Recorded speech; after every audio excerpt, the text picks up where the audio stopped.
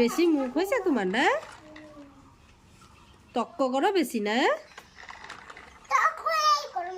কেন তর্ক করবা আজকে তুমি?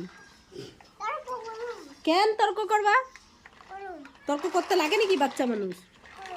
করুন, তোমারে ভাইরাল করে দিব আমি তর্ক করলে। ভিডিও যায় ভাইরাল করে দিব। করে দিব। তোমার আমার মারলে তুমি ভিডিও ভাইরাল হয়ে যাব। মানুষের লগে ঝগড়া করে খালি।